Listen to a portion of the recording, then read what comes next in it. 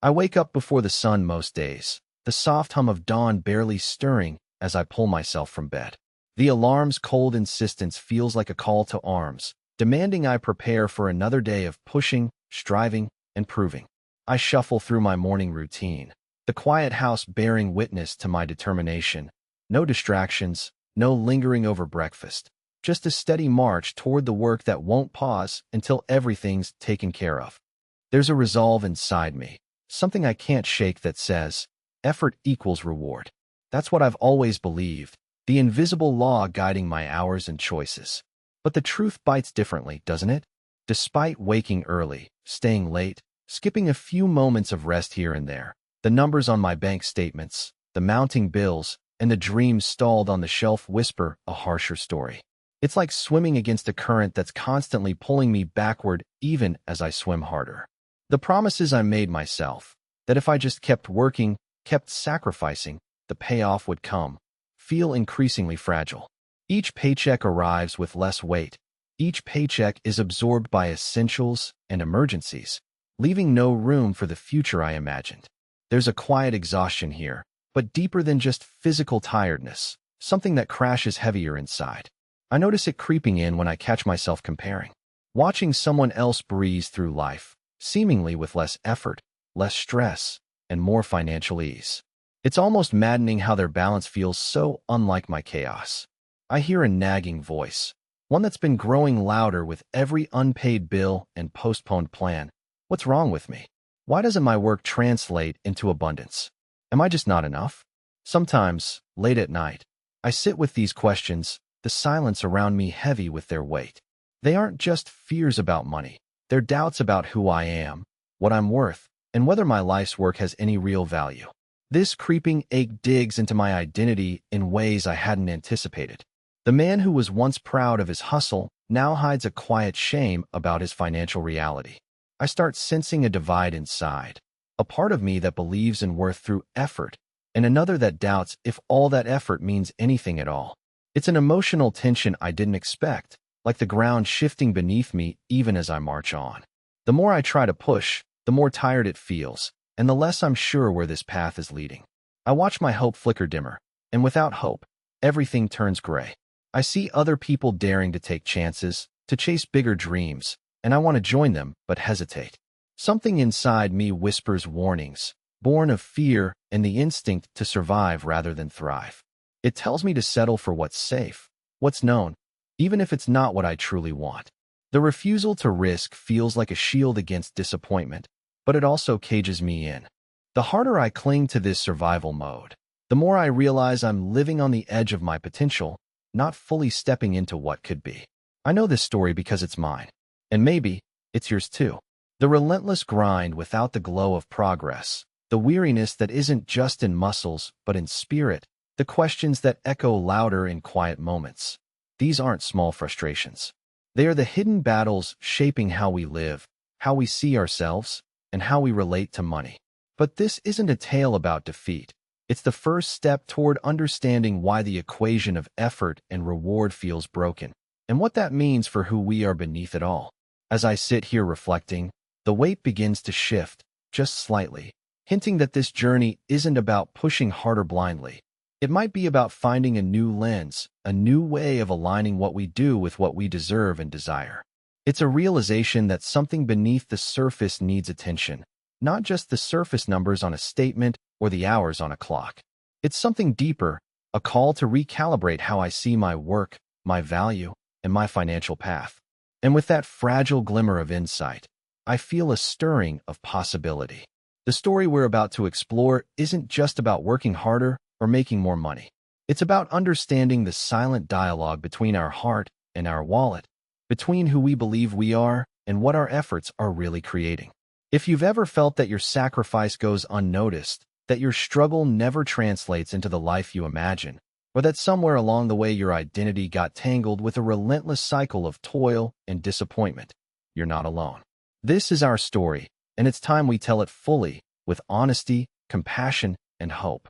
I remember a day not long ago when I stood in front of my reflection, the early morning light casting long shadows across my face. There was an unfamiliar tightness in my chest, a chatter of voices inside, most of them doubtful. I realized I wasn't just tired from long hours. I had begun to internalize the struggle, to wrestle with invisible enemies of self-worth tangled up in finances. This stealthy erosion of confidence went unnoticed by others, but inside, it reshaped the way I approached everything: relationships, choices, even how I rested. Beneath this turmoil lies a complex map of beliefs forging the roadblocks we encounter. Without recognizing it, I discovered that my mind had fallen into patterns that rewired my reactions to money, almost like autopilot steering toward familiar outcomes.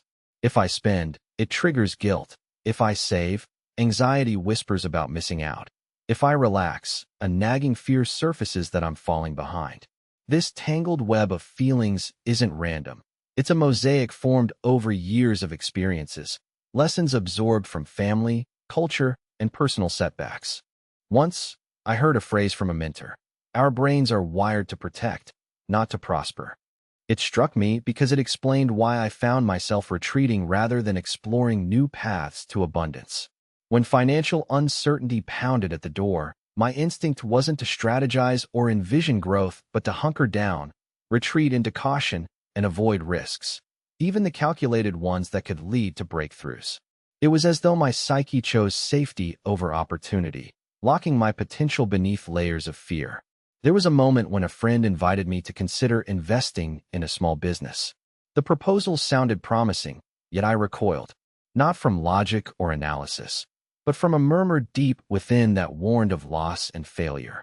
That knee-jerk reaction wasn't ignorance, but a script etched into my subconscious, telling me to avoid danger, even at the expense of growth. I was trapped by my own inner narrative, unknowingly surrendering to a mindset that prioritized survival over flourishing. This unspoken dialogue inside me was compounded by cognitive distortions, automatic thoughts that exaggerated risk and minimized my achievements. Upon reflection, I began recognizing how I catastrophized minor setbacks, turned uncertainty into immobilization, or dismissed compliments about my persistence as luck or circumstance. My mind convinced me that mistakes were permanent failures and that success was a rare exception I didn't deserve.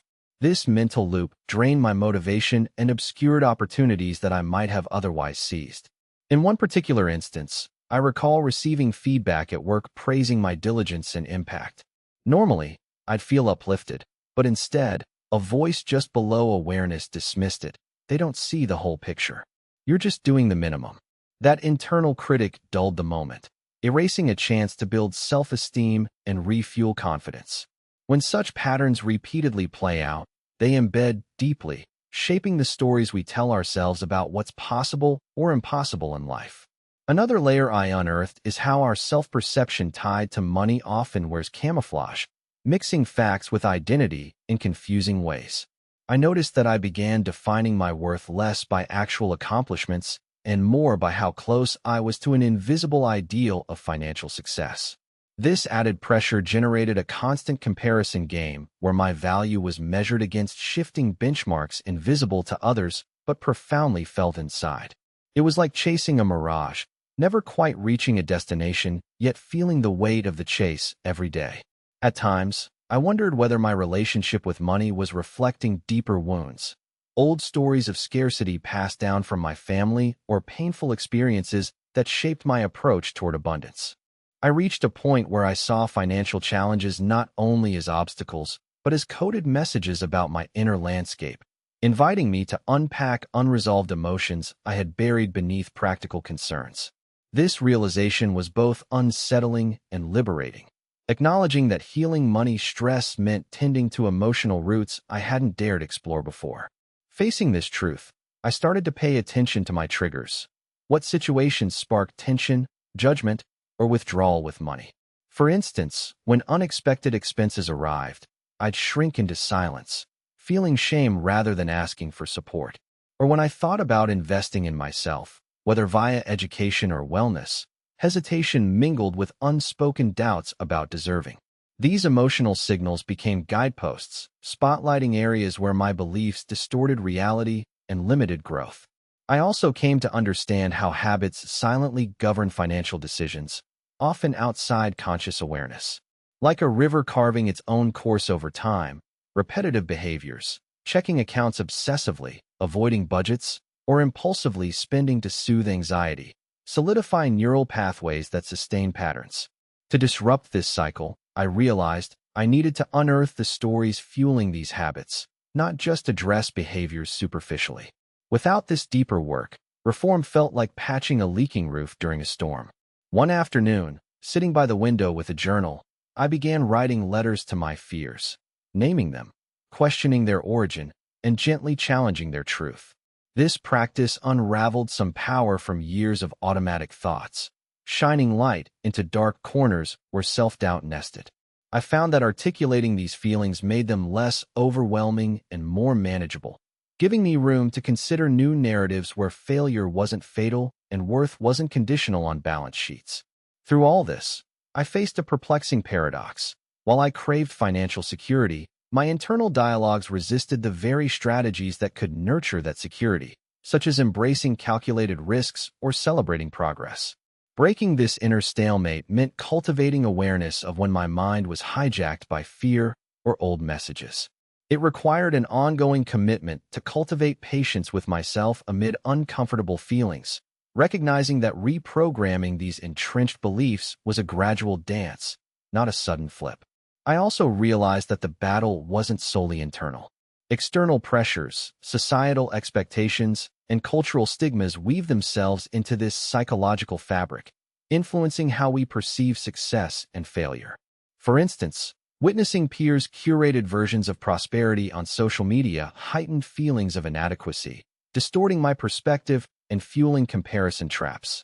Understanding that these influences were crafted, often superficial, helped me detach from external validation and recenter my personal definition of progress. Now, consider how this applies when you face an unexpected financial setback or weigh a big decision. Your reactions might not just hinge on facts, but on layers of automatic emotional programming, protective instincts, and mental shortcuts. These elements can cloud judgment, make you hesitate, or push you into patterns that leave you stuck. Knowing this empowers you to pause, observe your inner responses, and gradually choose actions grounded in clarity rather than fear. The journey unspools through terrain both inside and outside ourselves, requiring courage to map what's hidden and patience to nurture new pathways. I'm learning that by dissecting these psychological currents, we gain keys not only to understand why we behave a certain way, but also to unlock doors toward choices that honor both our reality and potential. This insight transforms money from a source of silent conflict into a mirror reflecting opportunities for self-compassion, growth, and realignment. There was a moment when I found myself standing at a crossroads, feeling the weight of years spent grinding, yet still confined within an invisible barrier I couldn't quite name. That day, I realized my struggle wasn't solely about numbers or time invested. It was about aligning my actions with an inner compass that had been obscured for far too long. I remembered a story from a colleague who once described her transformation not as working harder, but as working wiser, listening closely to what her intuition whispered amid the chaos. Her insight struck a chord. Effort without inner clarity can become like a ship voyaging without a map, exhausting its sails but drifting aimlessly across the vast sea. In my case, I had been operating from a place where busyness substituted for direction. I was spinning plates, hoping that sheer motion would eventually lead me to stability, yet the plates wobbled precariously. Instead of examining where my energy flowed, I had treated work as a blind marathon, relentlessly pushing, but unsure if I was heading toward an actual finish line. Once I shifted toward focusing on intentionality, defining goals that resonated deeply with my sense of purpose, I noticed subtle changes. The exhaustion persisted, but it was tempered by a newfound sense that my steps carried meaning. That shift felt less like magic and more like learning how to read my own map.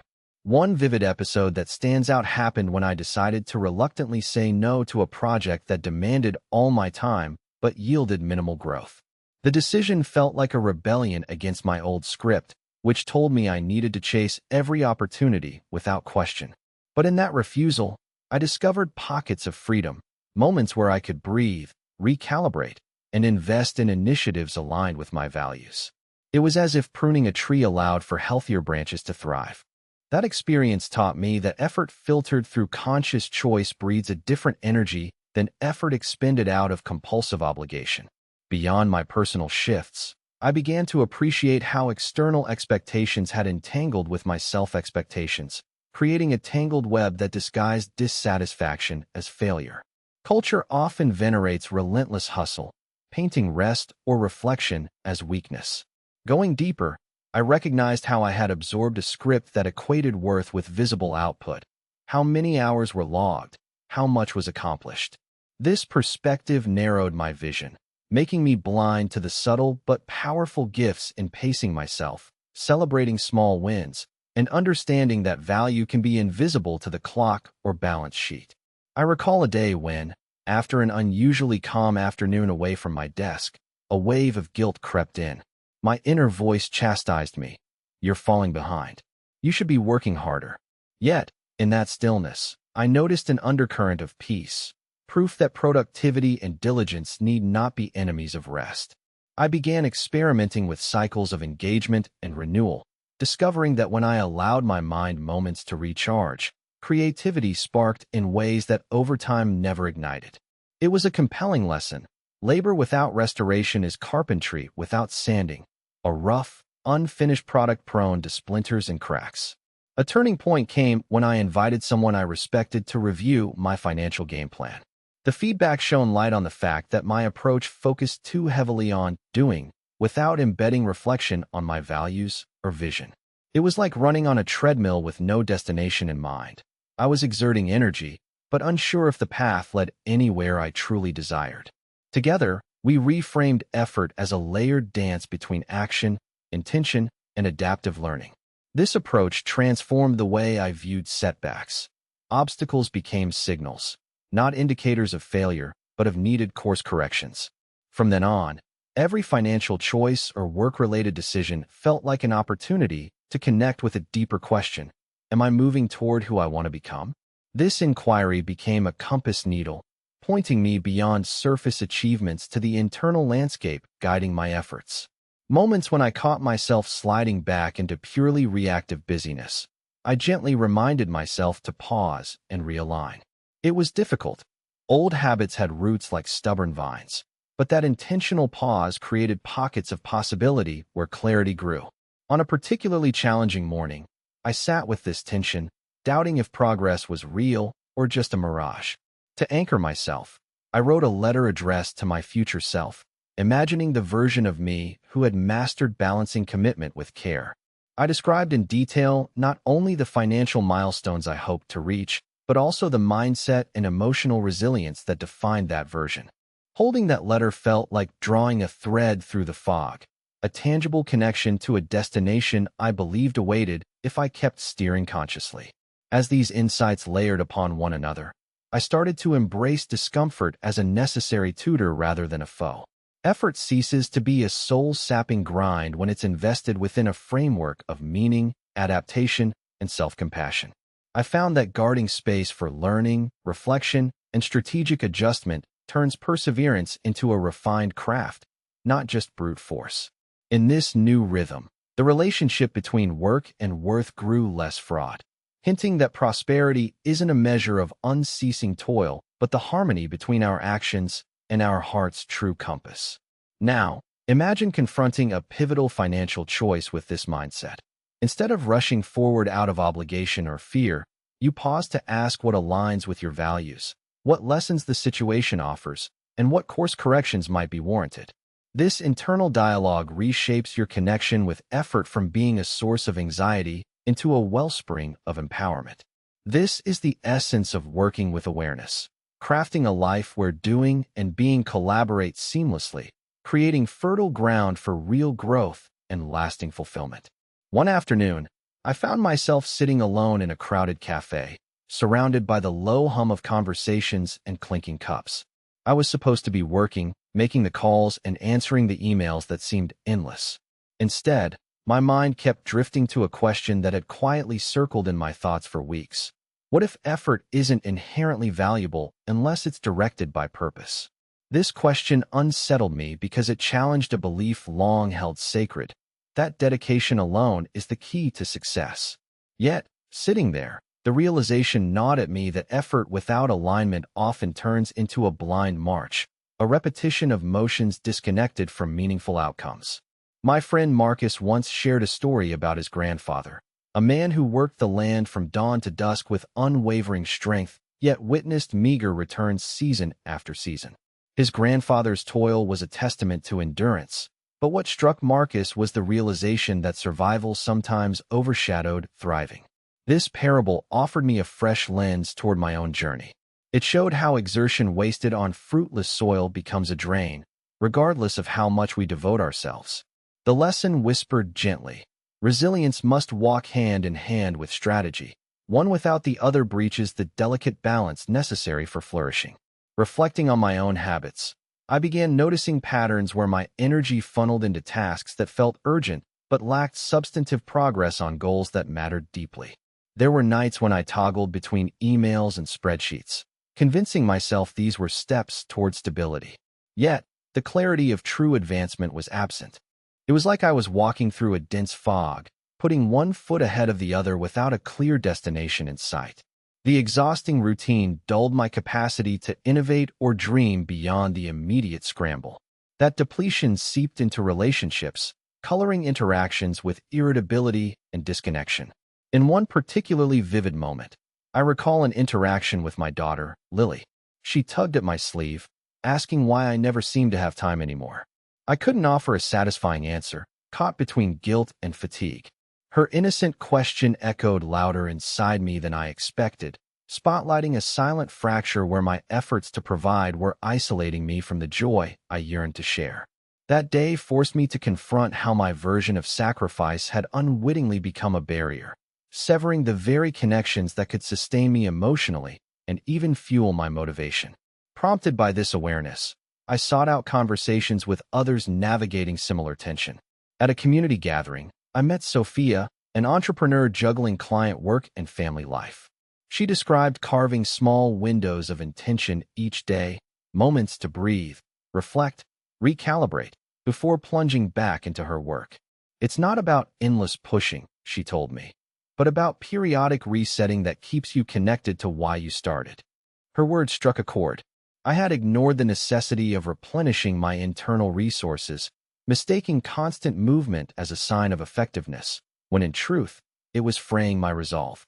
In the weeks that followed, I began experimenting with this practice, setting reminders to pause and assess my actions' alignment with my core values.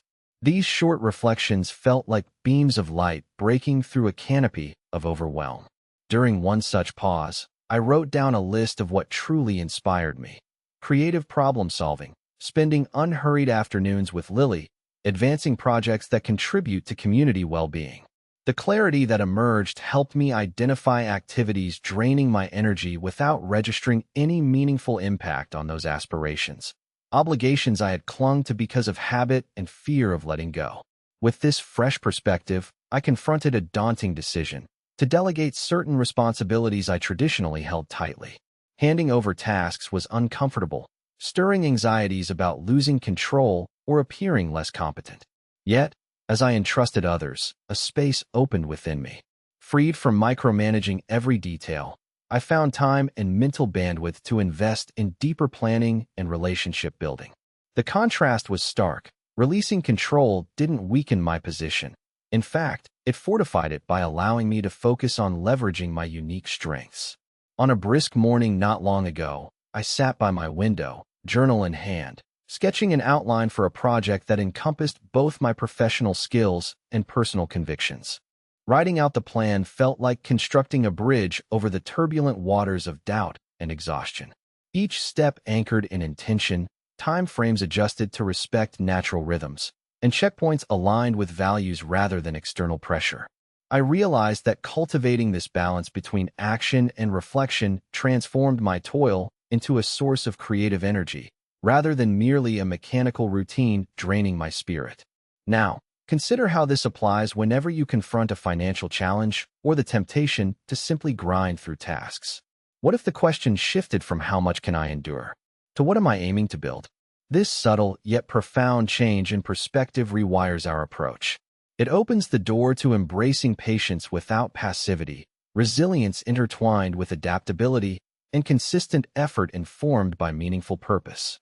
From this vantage point, effort becomes less about surviving under pressure and more about consciously shaping the landscape of our lives, step by deliberate step. There was a late autumn evening when I sat across from a mentor whose calm demeanor contrasted sharply with the storm brewing inside me. He leaned in, eyes steady, and said, "Effort alone is like pouring water onto cracked earth. It seeps away if the ground isn't prepared to absorb it." I lingered on his words, sensing I'd been pouring endlessly but neglecting the soil's readiness beneath me.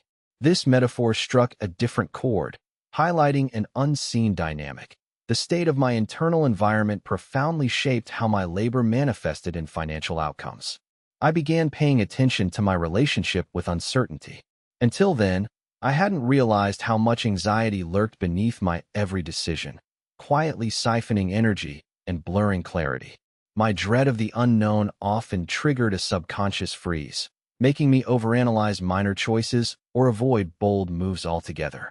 In one incident, I stalled on an investment opportunity, weighed down by what-ifs that spiraled rapidly, from a few obvious risks to catastrophic doomsday scenarios. The paralysis cost me time and potential returns, but even worse, it deepened a sense of inadequacy, as if hesitation equaled failure. That internal conflict exposed something vital.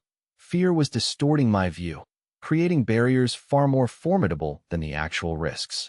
Conversations with close friends revealed that my patterns were far from unique.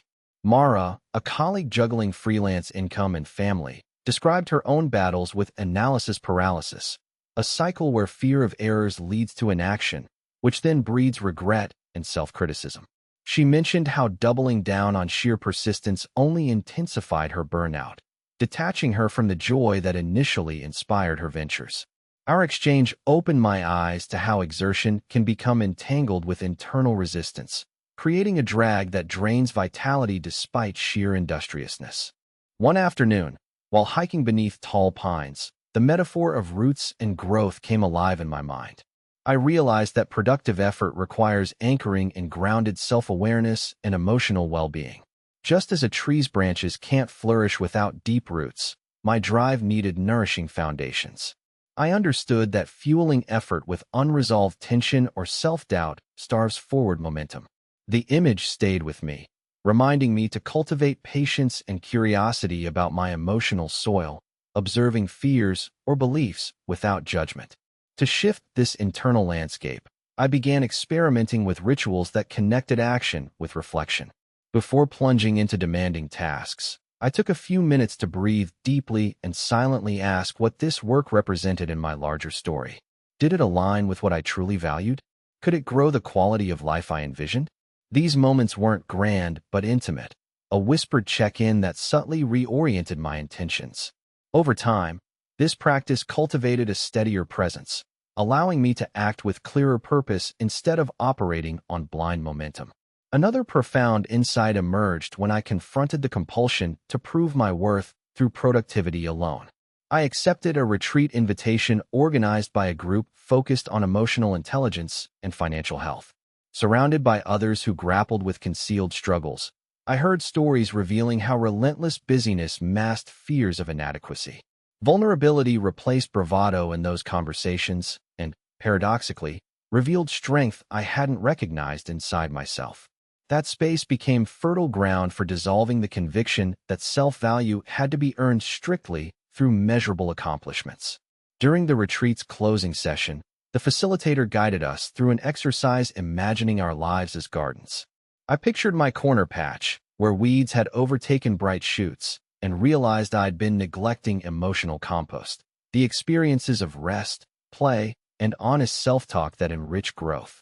This visualization stirred a resolve to tend both my efforts and the unseen inner conditions with care. I understood how overexertion without tending emotional health could trigger cycles of depletion and discouragement, sabotaging the very prosperity I sought. Back home, the challenge was applying these discoveries amid daily responsibilities. One morning, I encountered a familiar impulse, the urge to sprint into countless tasks without pause.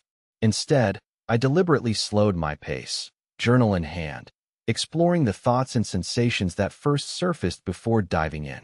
Questions arose. Am I responding from habit, fear, or intention? What outcome am I nurturing with this action?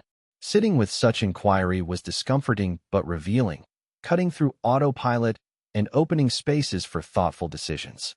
This intentionality transformed my experience from mechanical to creative engagement. When faced with financial decisions afterward, I noticed an emerging pattern: balance. Recognizing that some pursuits demanded energetic dives while others benefited from gentle nurturing helped me allocate time and resources more wisely. For example, I set boundaries around projects that drained me emotionally and focused energy on areas fueled by enthusiasm and aligned with my values. Over time, this recalibration fostered a steadier, less exhausting rhythm, where progress felt more consistent and less like a never-ending uphill battle. Now, consider how this applies when you face pivotal moments: an unexpected expense, a career pivot, or an investment decision. What if instead of forcing instant answers, you pause to survey your internal terrain? What fears or beliefs shape your impulse?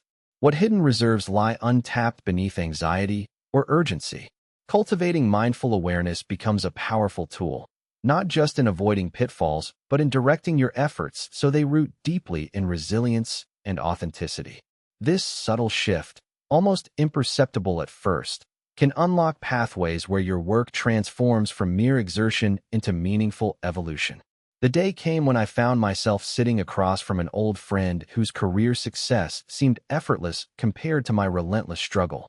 As we caught up over coffee, I confessed the exhaustion simmering beneath my daily grind. He smiled knowingly and said, "You're pouring energy into the wrong container." His words lingered, framing a question I hadn't fully dared to ask myself. Could it be that the vessel receiving my effort, the systems, beliefs, and strategies I relied on, were leaking my hard work away? In the weeks that followed, I noticed patterns in my financial choices that resembled chasing shadows.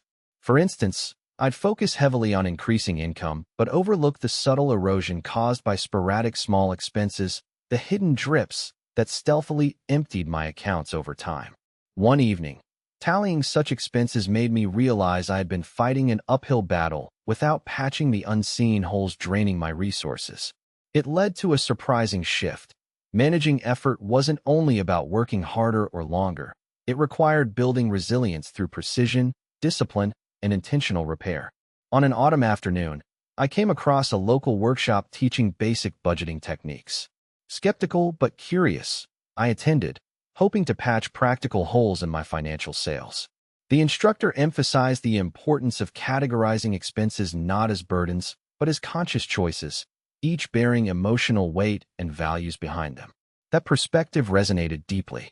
I recalled spending mindlessly on conveniences that temporarily soothed stress, hiding feelings of overwhelm with impulse buys. A flicker of understanding sparked. When emotional needs masquerade as financial demands, effort is misdirected, silencing deeper cues. Inspired, I began tracking my expenditures with newfound clarity. I noticed repeated impulses surfacing just before paydays. The urge to splurge on small luxuries to celebrate surviving another week. These patterns weren't random acts of indulgence, but emotional echoes seeking acknowledgement. Asking myself what I needed beyond the transaction brought a clearer awareness. Often, I craved connection, relaxation, or validation more than objects or services. Facing these truths challenged me to develop alternative outlets: quiet evenings reading with my partner, solitary walks in the park, or honest conversations about stress. One memory rises vividly: a rainy Sunday when my partner and I sat at the kitchen table, sharing dreams without distractions. That conversation drew us closer and reminded me that my true wealth lay beyond figures and accounts. It was embedded in meaningful relationships and emotional richness. This realization didn't erase the pressures of financial uncertainty, but brightened pathways to address them more holistically. If effort wasn't only exertion, maybe it could become the careful tending of all life's intertwined dimensions. Facing these revelations unearthed new tensions.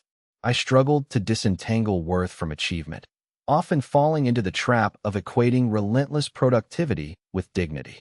This dynamic felt like running on a treadmill sprinting toward a horizon that shifted with each step. While exhaustion mounted, I learned to interrogate what motivated my relentless pace. Some drives were fueled by societal definitions of success. Others stemmed from childhood narratives of scarcity and performance. By naming these influences, I gained clarity to reprioritize what deserved my effort and what was legacy baggage weighing me down. An especially challenging day arrived when burnout whispered I should give up trying to get ahead.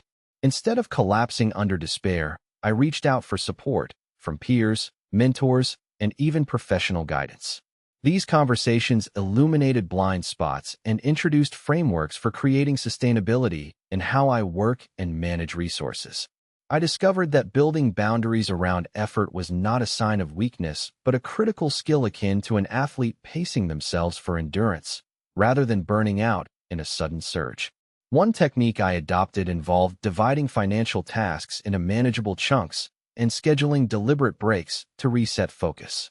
For example, rather than spending hours wrestling with budgets in one sitting, I allotted short, goal-specific sessions interlaced with rest and enjoyable activity. This method lessened the mental fatigue tied to constant exertion, allowing my motivation to remain steady. Over time, I noticed my energy curve shifted. Sharp dips and spikes gave way to a more balanced and hopeful rhythm. Now, reflect on how these shifts affect you when shelves pile with obligations, and your inner voice tells you to push just a little harder. What if turning toward precision and effort, targeting leaks, nurturing emotional well-being, and pacing yourself, creates a foundation firmer than sheer force? By recognizing that your effort isn't a monolith, but a flowing resource, you can begin forging a pathway that honors your limits and your hopes, weaving resilience into your pursuit of prosperity. There was a moment during an unexpected conversation that began to unravel layers I hadn't yet dared explore.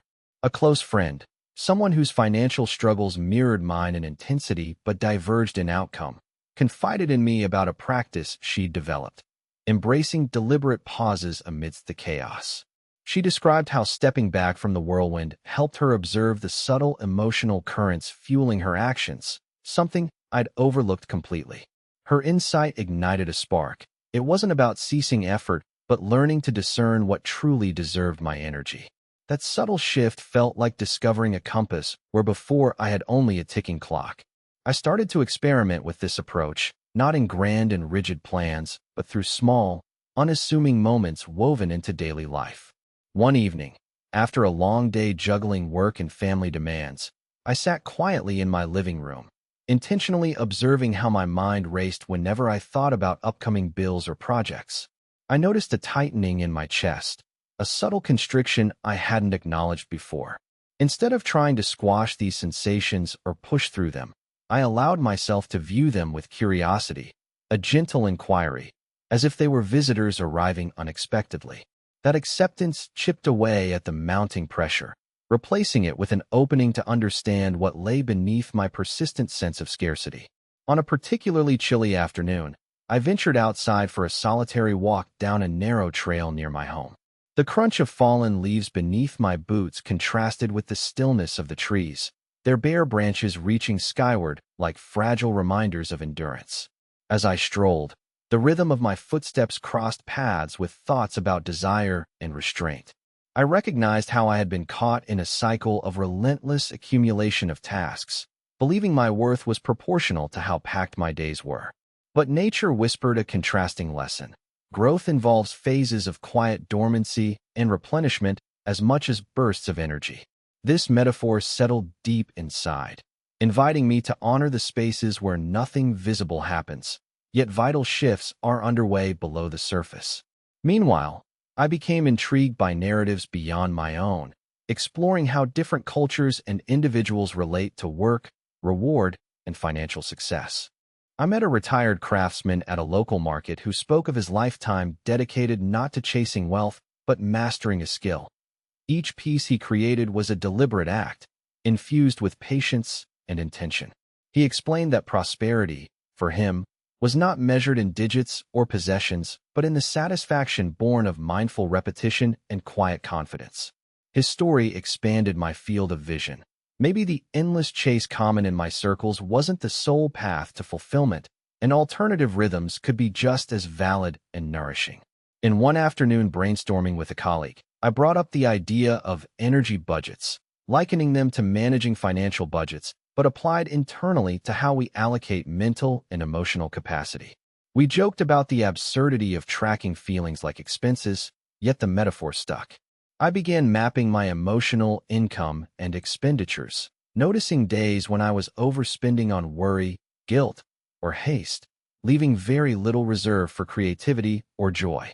Understanding this internal economy revealed patterns guiding my choices, clarifying why some efforts bloomed into results while others withered. This internal ledger taught me that sustaining energy reserves requires both mindful input and thoughtful conservation. During a reflective evening, I confronted the stubborn narrative whispering that resting equated to laxity or failure. That belief had often propelled me into grind mode, even when my spirit begged for reprieve. By documenting moments when rest rejuvenated me versus times when I pushed through fatigue with diminishing returns, I gained concrete evidence dismantling this misconception. Rest, I learned, wasn't an enemy of progress. It was an integral partner, replenishing the soil from which effort could spring with vigor and intention. This shift transformed my internal dialogue from a tyrant's decree to a compassionate advisor. Now, imagine when you encounter a moment pulsing with pressure, tempting you to launch desperately into action without hesitation. What if you chose instead to enter that moment softly, listening closely to your internal landscape before committing your resources? This practice doesn't require grand ceremonies or sweeping changes. Small breaths, slowed pacing, and intentional presence become alchemists, transmuting frantic movement into directed motion. Through these newly cultivated intervals, you build resilience not by sheer force, but through deep attunement to your needs and values, crafting a foundation where your efforts can genuinely flourish. Even as I kept moving forward, something inside me started to shift unrecognized, an undercurrent pulling at the very foundation of my efforts. One afternoon, I found myself poring over stacks of paper, receipts, and bills, trying to trace where my earnings vanished. The numbers told one story, but beneath them, a quieter revelation emerged. My persistence lacked orchestration. It was as if I had been playing a symphony with no conductor, each instrument producing sound, but the harmony missing altogether. I realized I had been mistaking sheer activity for progress, mistaking endurance for mastery. One particular moment crystallized this awareness. I was burned out, numb from long days spent chasing income while neglecting essential support systems. My friend Ella, an economist, observed me one evening and said, "You're investing your energy in the wrong portfolio. Your emotional wealth is bankrupt." Her metaphors sparked resistance. How could I apply financial frameworks to feelings? But as we talked, I began to sense the truth beneath her words. Like money placed in a shaky investment, my emotional reserves had been depleted by relentless demanding schedules and unmet needs. I was running deficits that no paycheck could cover. Guided by this insight, I began exploring my daily routines with fresh curiosity. Instead of measuring success by the volume of tasks completed, I asked myself which actions cultivated sustainable energy. That question led me to a surprisingly simple practice: crafting a small morning ritual rooted in intentionality. Preparing a cup of herbal tea, I gave myself a brief moment to tune into my emotional state, setting a clear intention for the day's work, not a to-do list, but a compass direction. This subtle habit became a touchstone whenever overwhelm threatened, like a lighthouse in murky waters signaling a safe path ahead. Another discovery unfolded when I examined my relationship with rest. I had long regarded downtime as a luxury or even a sign of weakness. Yet, during a weekend getaway surrounded by ancient redwoods, I witnessed their towering presence, quiet, patient, each tree growing slowly but resiliently over decades. Their strength lay in deep roots and deliberate growth. This contrasted starkly with my frantic pace. Inspired, I resolved to embrace slower rhythms, viewing my own rest not as pause or surrender, but as preparation and renewal. Soon, I noticed how small acts, pausing to breathe deeply, stretching muscles tight from tension, rekindled a sense of calm and readiness. Navigating these internal shifts wasn't without struggle. The voices of doubt and cultural expectation tried to pull me back into old patterns of exhaustion masquerading as virtue. In a conversation with my sister, who had achieved financial stability sooner, I confessed my frustration and weariness. She listened intently and then shared a story about her own crossroads, when she stopped equating burnout with achievement and started designing days that honored her well-being alongside ambition. Her openness helped me see that transforming my approach wasn't a personal failing but an essential realignment. One night, wrestling with the tension between my aspirations and emotional limits, I journaled a dialogue between two parts of myself, the relentless worker and the weary soul. Each voice expressed legitimate fears and hopes. The worker feared losing ground. The soul craved gentleness and space. Writing this inner conversation helped me embody both perspectives, cultivating a compassionate leadership that could balance drive with self-care. This internal negotiation felt like constructing a bridge over turbulent waters. Both sides needed acknowledgement to allow safe passage forward. On a practical level, I started to experiment with clearer boundaries. For example, I limited late-night work emails to protect evenings meant for connection and rest. Initially, setting these limits stirred anxiety, as if pulling back would trigger failure. Yet, I noticed that these small acts of respect for personal limits increased my clarity and focus during working hours. Ironically, by giving myself permission to unplug, my productivity felt less scattered and more deliberate, like focused beams of light rather than diffuse glare. Now, consider how this applies when you face a cycle of relentless busyness that seems to spiral without end. What happens if you shift from equating effort with quantity toward nurturing the quality and intentionality of your actions? Could small rituals anchoring clarity replace frantic momentum?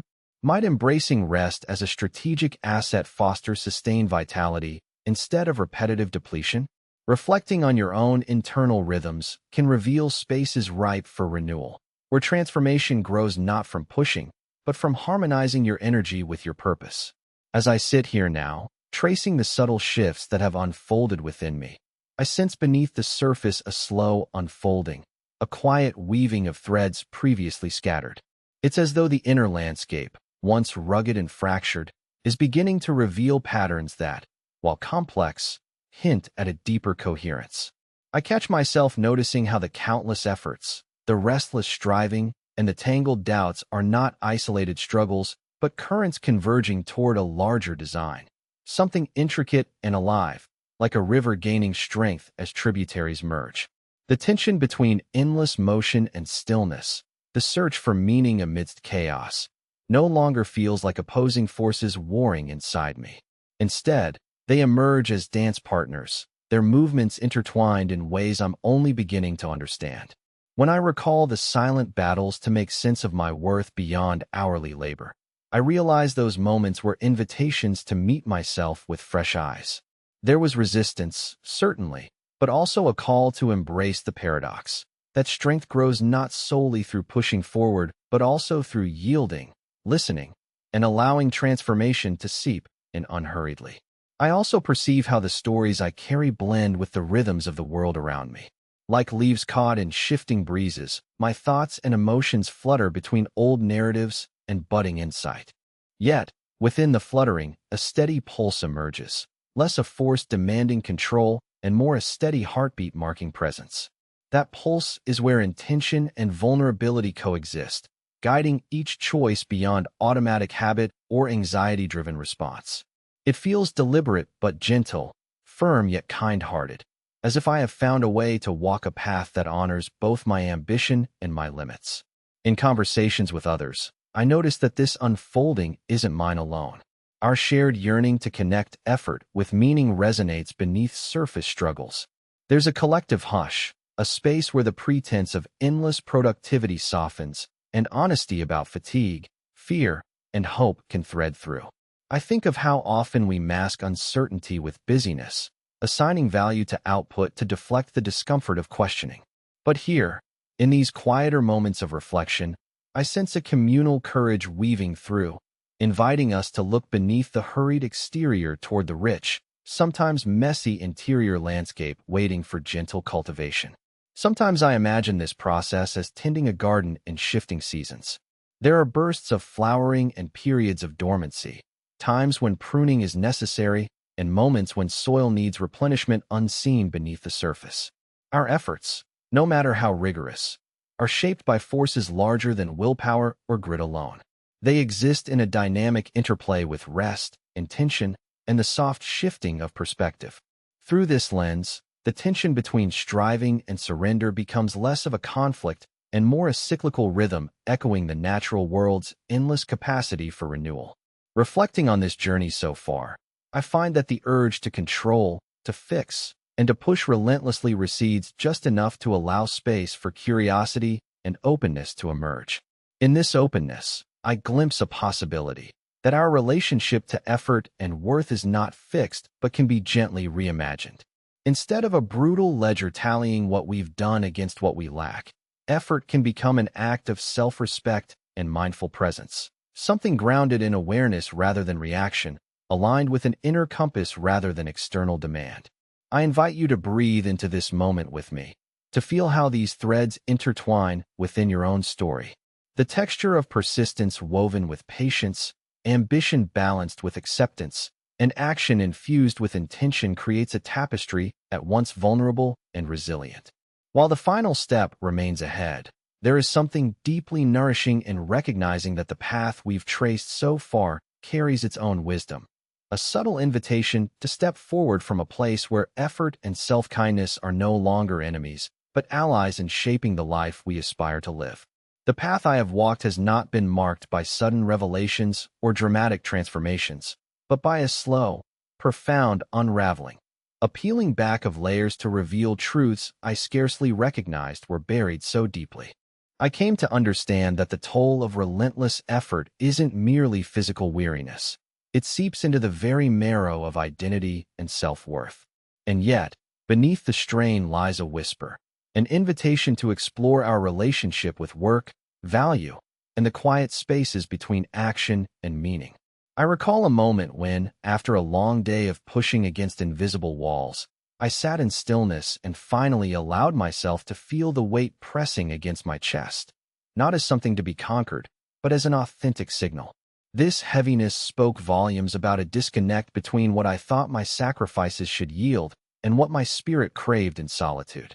It dawned on me that the common equation, effort equals reward, was incomplete without regard for inner harmony and alignment. For all the days spent carrying burdens, I had overlooked the subtle art of listening to my own limits, needs, and the wisdom they offered. What struck me most profoundly is how the struggle that so often feels isolating actually unites us. It draws a quiet, invisible thread through each story marked by sweat and sacrifice, by hope tested and faith strained. In those shared shadows, I found not defeat, but companionship, a recognition that within our collective human experience lies resilience, shaped by both striving and surrender. This solidarity softened the sharp edges of my own frustrations and infused my journey with a sense of belonging that had long eluded me.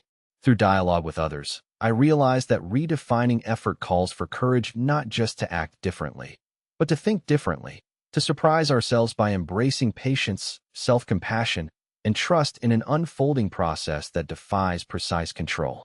Life's richest growth doesn't unfold in bursts of frantic force. It germinates in quiet moments of awareness, in the willingness to revise our story and imagine new possibilities beyond ingrained scripts. This process honors paradox, strength paired with softness, persistence paired with pause, ambition entwined with rest. Looking inward no longer means bearing the weight of expectations alone. It becomes an act of profound respect toward the self that feels and falters, dreams and doubts. I have come to see that allowing space for vulnerability does not diminish us. It empowers us to craft strategies rooted in both clarity and kindness.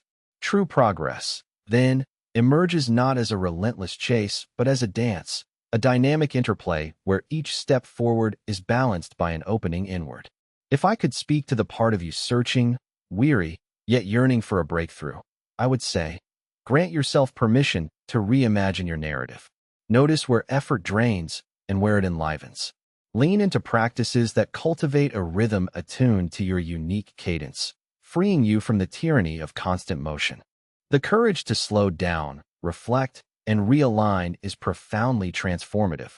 It is the quiet revolution that leads not only to financial restoration, but to the resurrection of self-belief and hope. In this unfolding, every moment, even those steeped in doubt or fatigue, carries the possibility to reshape how we show up for ourselves and our lives. The work we do and the worth we bear are not simply measured by outcomes or balance sheets. They are expressions of our evolving relationship with presence, intention, and grace. And as I walk this path alongside you, I carry the conviction that prosperity begins not in what we chase, but in the listening, the learning, and the gentle unfolding of our own story.